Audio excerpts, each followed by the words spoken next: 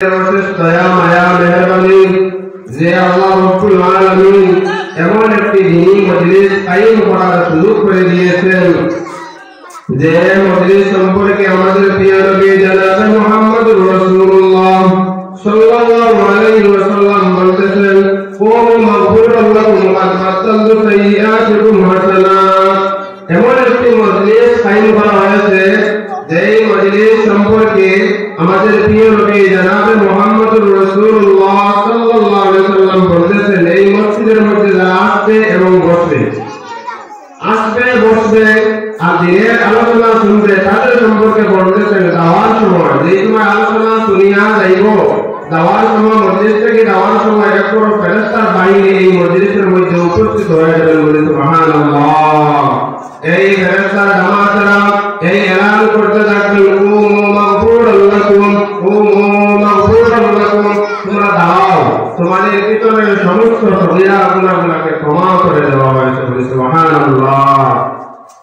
শুধু সগীরা গুনাহ ক্ষমা করে দিয়ে শেষ নয় কুমু মাগফুরান লাকুম قد بدلت سيئاتكم حسنات।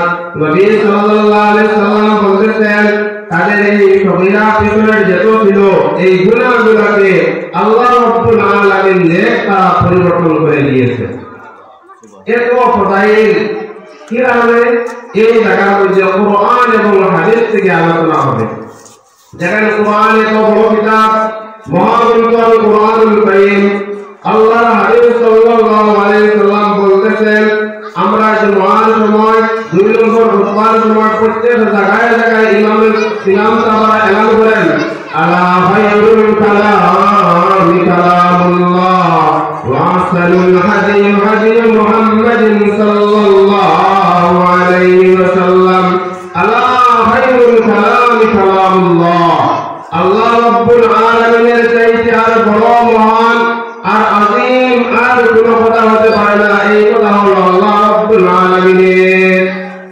আর এই কথা আল্লাহ কোথায় বলেছেন? এই কোরআনুল কারীমের মধ্যে। আর নবী সাল্লাল্লাহু আলাইহি সাল্লামের ব্যাপারে বলা হয়েছে ওয়া আহসানুল হাদী হাদী মুহাম্মাদিন সাল্লাল্লাহু আলাইহি ওয়াসাল্লাম। নবীর যে হেদায়েত এই নবীর চাইতে আর ভালো কোনো হেদায়েতের রাস্তা হতে পারে না। এর কারণে এই জায়গার এই মজলিস ঠিক এই জায়গা আল্লাহ রাব্বুল আলামিনের কাছে অনেক দামি। যার কারণে আমরা যারা রাস্তাঘাটে বাড়িঘরের মধ্যে আছি আমরা কোরআন এবং হাদিসের মজলিসের মধ্যে আমরা আসার চেষ্টা করি ইনশাআল্লাহ দুনিয়া এবং আখিরাতের মধ্যে ফায়দা হবে। আমি কোরআনুল কারীম থেকে তিলাওয়াত করেছি আমাদের সবাই জানা আছে আলিফ লাম মিম নাম বলে সবার কাছে পরিচিত, কিন্তু এই সূরাটার নাম হলো সূরাতুল বাকারা। আমরা জানি সর্বপ্রথম